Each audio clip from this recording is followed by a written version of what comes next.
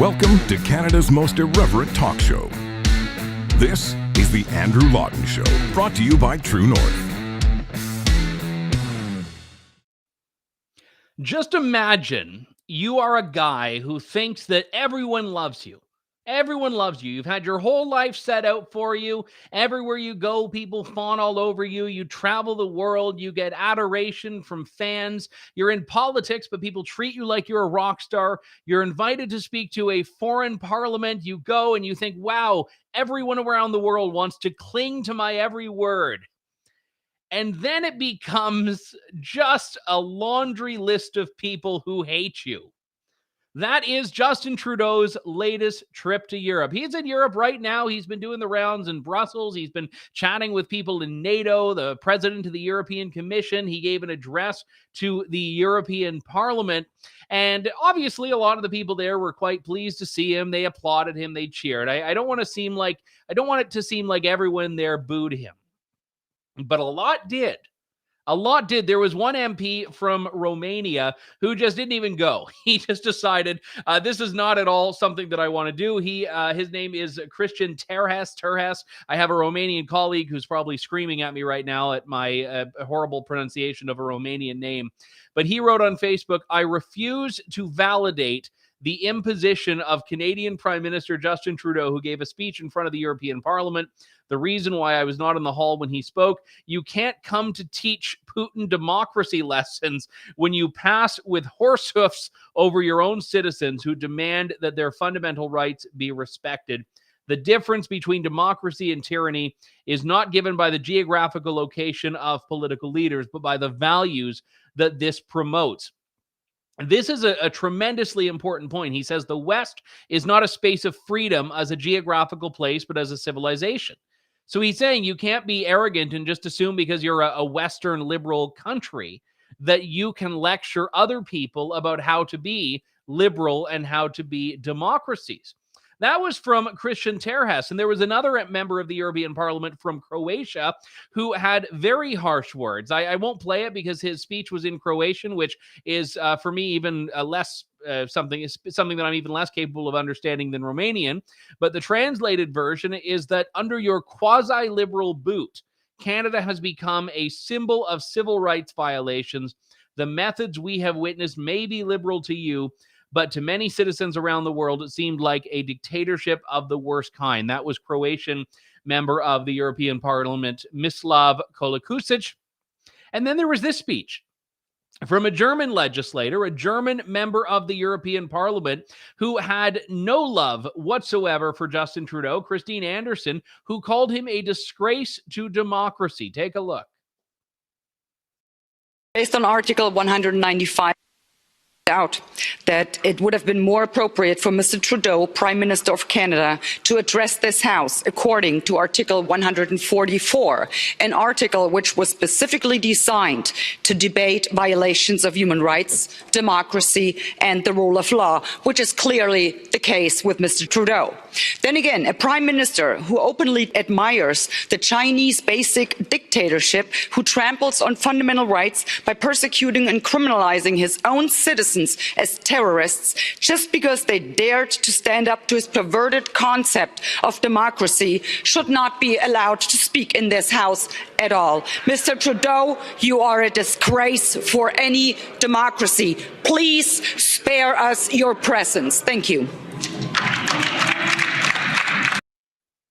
Preach it, sister. And she, as you heard at the end there, Christine Anderson, the German MEP, was getting applause. Now, again, I don't know who these people are. I don't follow the ins and outs of the European Parliament. I have two friends who, incidentally, are members of the European Parliament. Those three do not include the ones that I know. But certainly when Justin Trudeau goes there, and he's used to getting the red carpet treatment, the hero's welcome, the rock star accolades, and he goes there and they're saying, what the heck is your problem? You think that you can be the one that preaches and lectures and pontificates about liberalism, about democracy, about freedom? Look in the mirror. And what Ms. Anderson was saying there is that you should be here as a leader who's committed human rights abuses, answering our questions, not just speaking as though we have something to learn from you.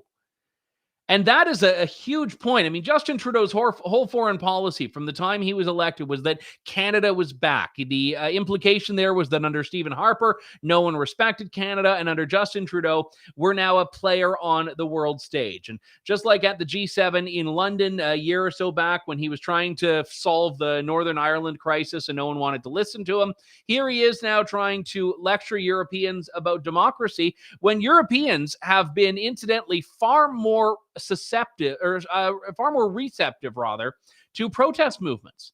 Europeans have a much more liberal attitude towards peaceful protests, which is why in a lot of European countries, even ones that had very strict COVID measures, you also had very robust protest movements that were forming to combat those things.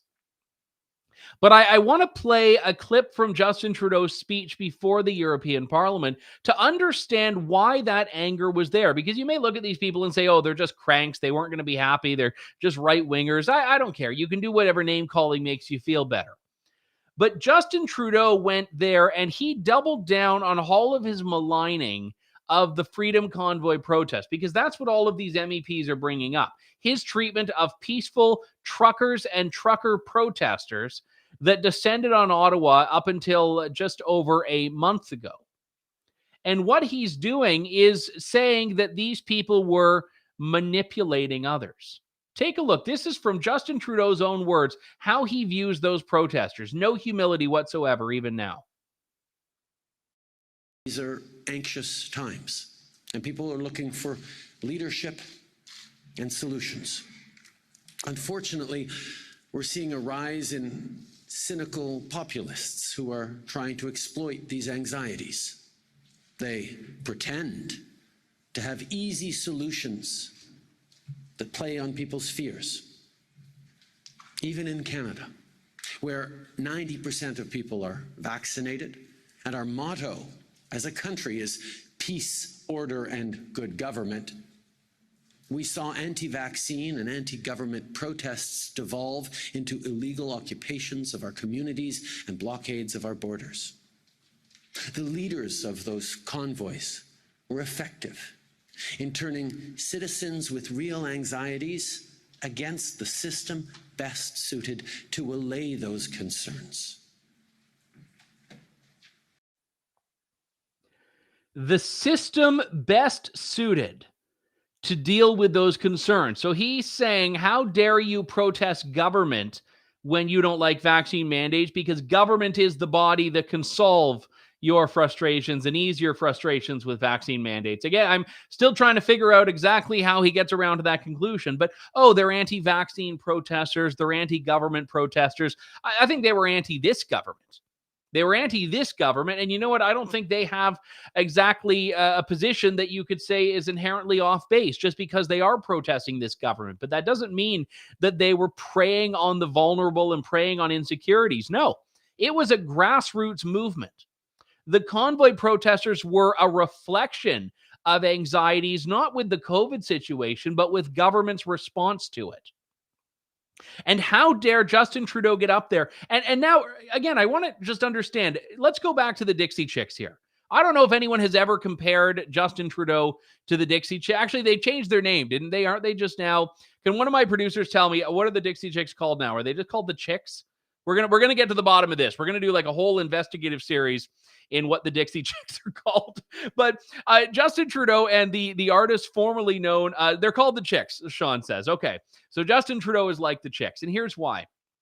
Because when the Dixie Chicks went over and started trashing George W. Bush, one of the things that people found the most offensive about it was that they were doing it abroad, in that they were not presenting United Front. Now, again, I felt they got a raw deal. They misjudged their audience, but that was the anger, is that how dare you go and trash this country overseas?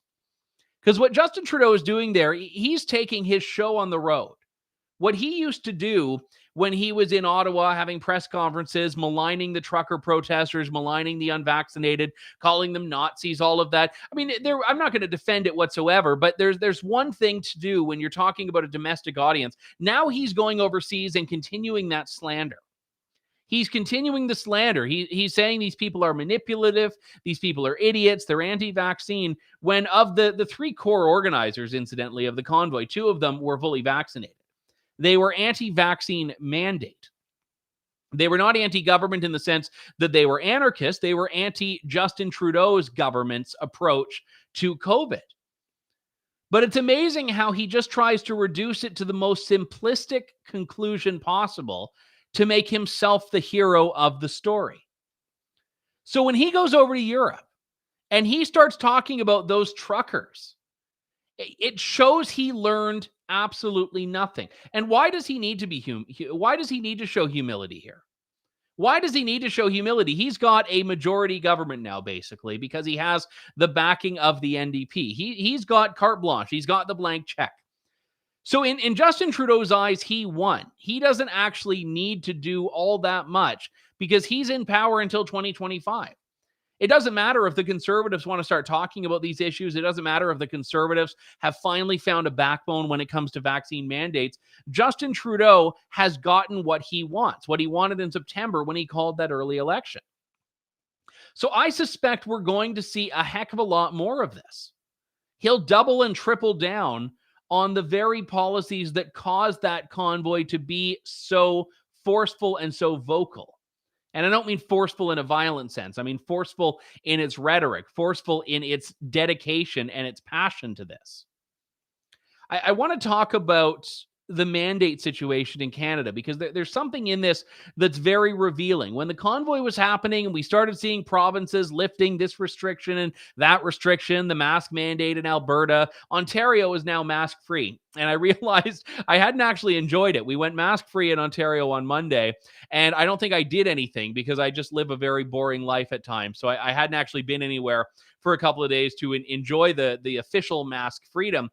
But the reason I bring that up is that all of these changes that were taking place, people were looking at and saying, well, this isn't the convoy. This was happening anyway. And I've already talked in the past about how I think the convoy effect was definitely real.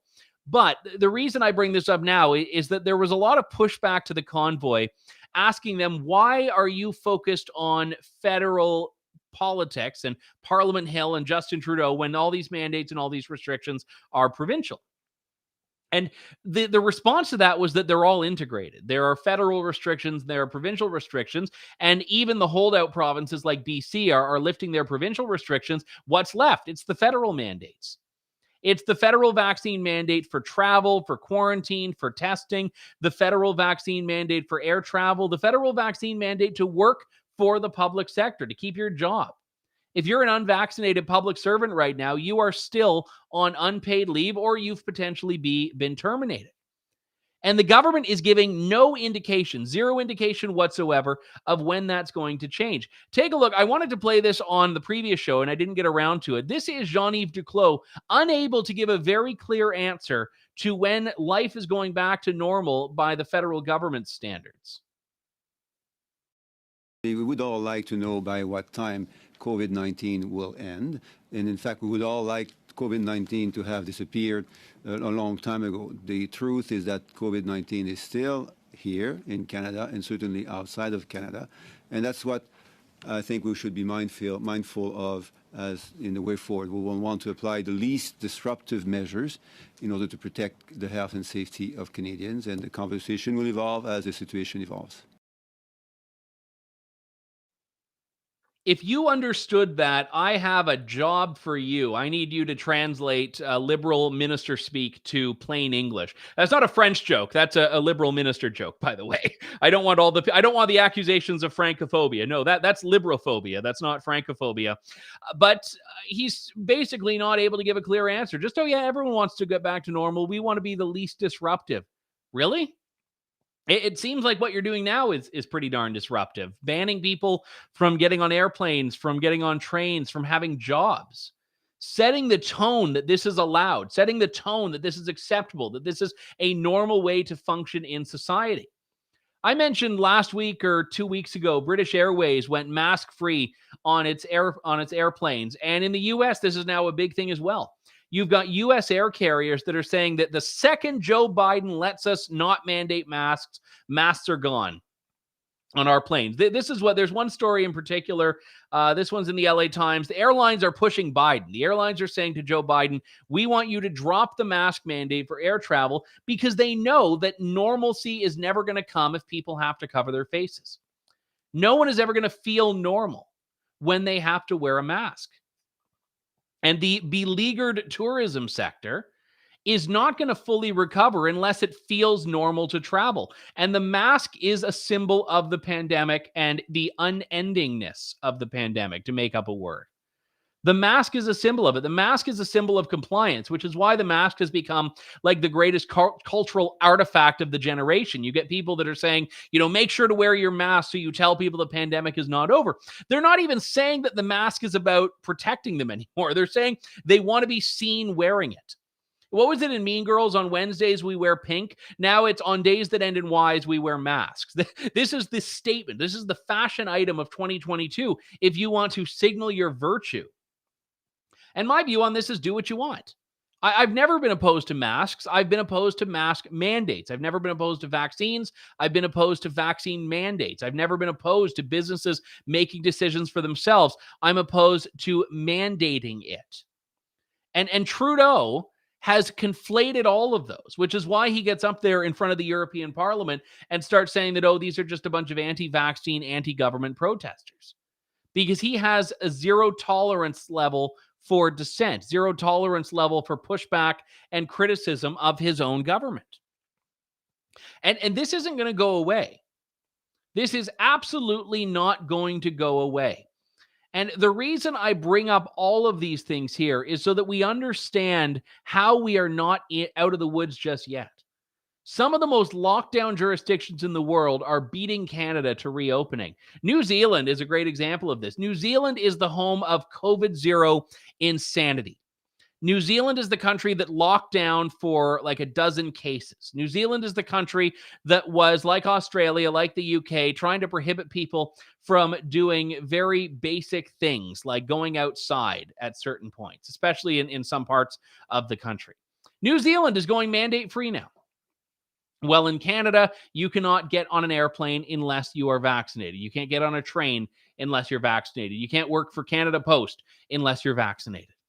And there are other examples of this. I just published a story yesterday about Sun Life Financial. I had a number of Sun Life employees, separate from one another, reach out to me and tell me that Sun Life had imposed a vaccine mandate that was very broad. They used to have one going back to the summer that gave employees an alternative that they could do if they were not vaccinated, which was rapid testing.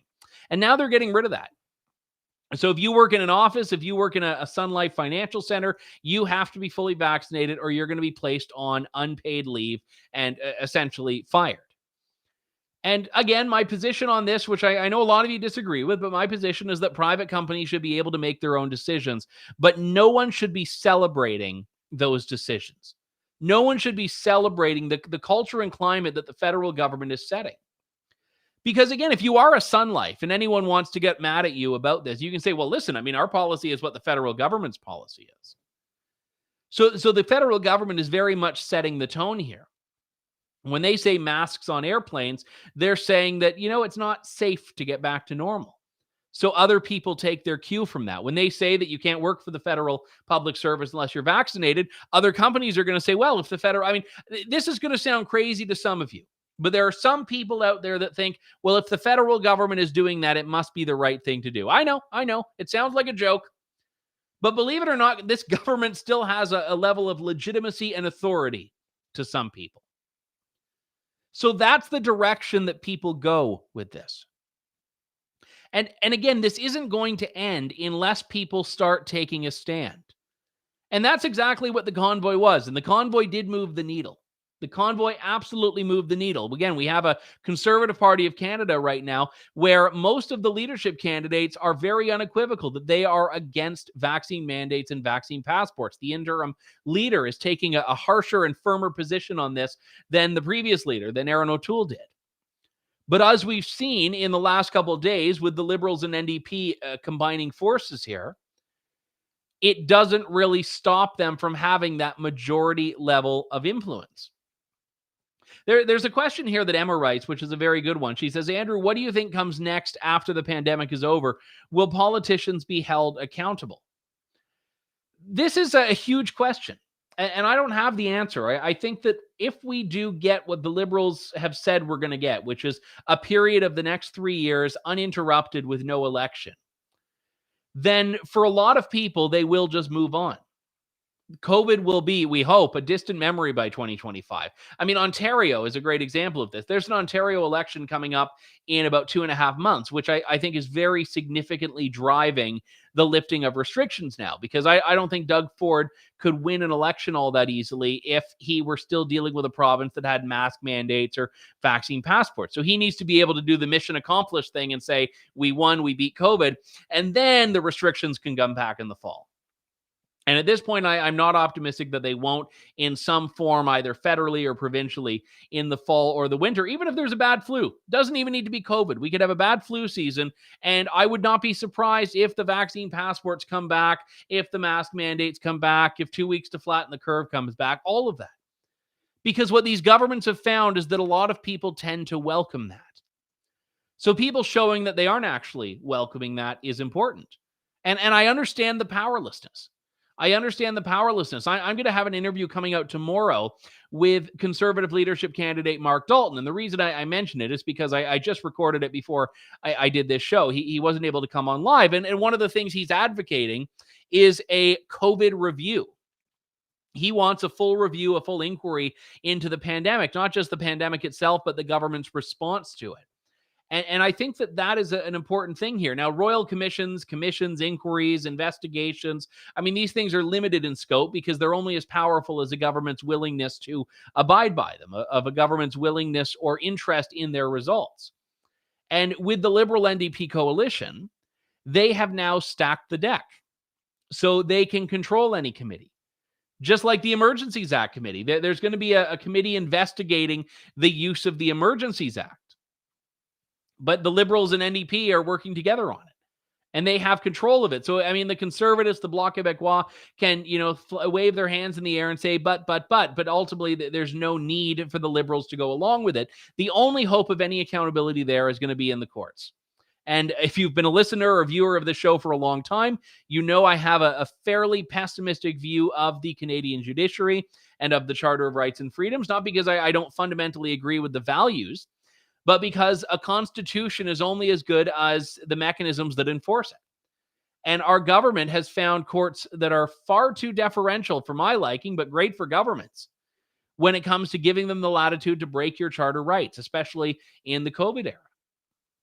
So I obviously support the legal challenges from the Canadian Constitution Foundation, from the Canadian Civil Liberties Association, all of these challenges into the Emergencies Act. The Justice Centre for Constitutional Freedoms is challenging the federal air travel mandate. A lot of these things, I mean, these lawsuits are all good. The government will be forced to defend themselves.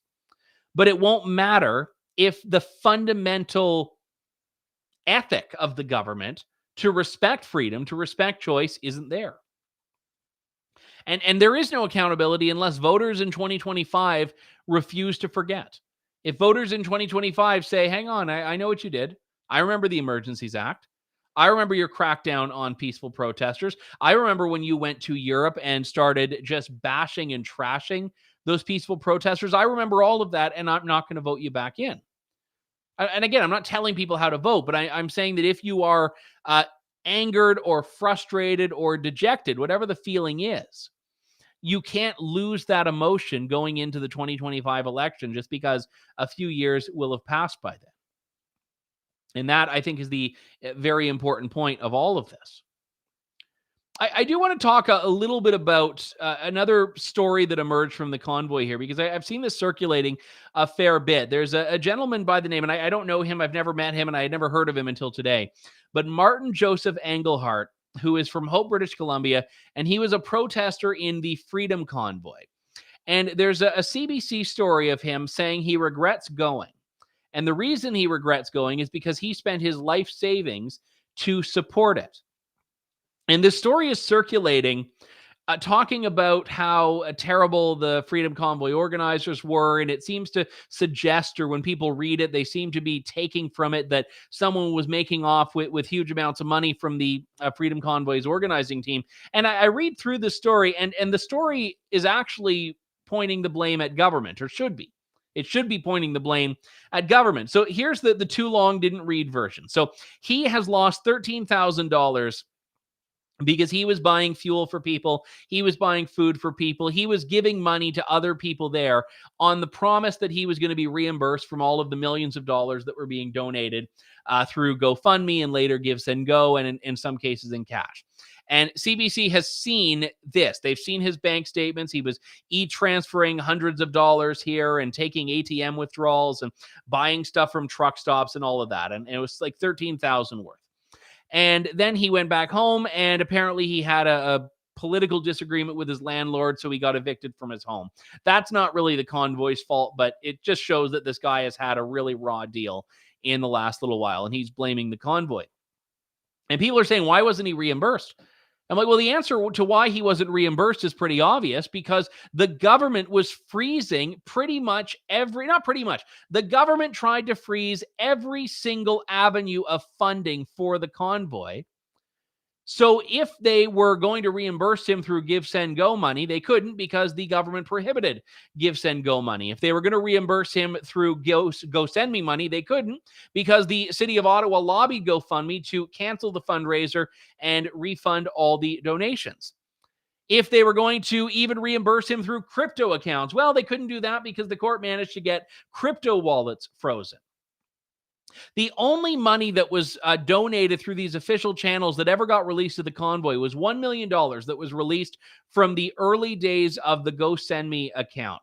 And when that money got into the TD bank account for the convoy, TD froze it and then handed it over to the Ontario court as a connection to that class action, I think it was. Or it might have been the class action. It might have been the Ontario government's freezing of it. But there was some legal action where the organizers have said they were not able to get one single dollar through those channels to the truckers. That's not the fault of them. That is the fault of the government. That is the fault of the government for making it so that these lawfully given donations could not make it to the peaceful protesters that were relying on them. And I feel terrible for this guy, because he had a good heart. He was saying, you know what? I trust these people. I want to help these people. Not everyone had $13,000 of savings. So people needed fuel. People needed food. He said, yeah, I'm going to do it. And maybe he was too trusting. Some people are trying to jump up and down and mock the guy, saying, well, serves you right, and, blah, blah, blah, blah, blah. But I think it's disgusting. And I think that this is something that we can squarely place the blame on the government for, not the convoy and not the people. But this is exactly the attitude. People are now rejoicing in this man, feeling like he's in a financial hole from which he's never going to get out. Because you have rhetoric from people like Justin Trudeau in Europe, in Ottawa, anywhere. Rhetoric from people like Justin Trudeau that says, how dare these people protest vaccine mandates? How dare these people protest my government? Who do they think they are? Oh, they're just anti-government, they're anti-vaccine. No. The fact that a guy was willing to drive from Hope, British Columbia to Ottawa and spend $13,000 of his money, regardless of whether he thought he was going to get reimbursed or not, is because he was that motivated by it. The story that he had, why he joined the convoy. He says he's not political. He doesn't even know if he agrees with all the convoy, but why he was there is because he couldn't go to someone's funeral during COVID. That was for him the final straw. That was the last straw for him. CJ writes, is he allowed to raise money? I have no idea. I mean, obviously, when the CBC story came out, there may be a few people that want to give him some support, but everyone would be so terrified now. He's a guy who, by his own admission, was a trucker at the convoy. If he were going to say, I'm accepting e-transfers, everyone's going to be terrified that their accounts are going to get frozen if they dare donate to him. Because I want to read a line from this story here, which I'm trying to do a bit more digging into. Englehart said he's unable to access his account because it remains frozen. More than 250 accounts linked to people and businesses involved in the convoy protests were frozen after the Emergencies Act was invoked. It is March 24th.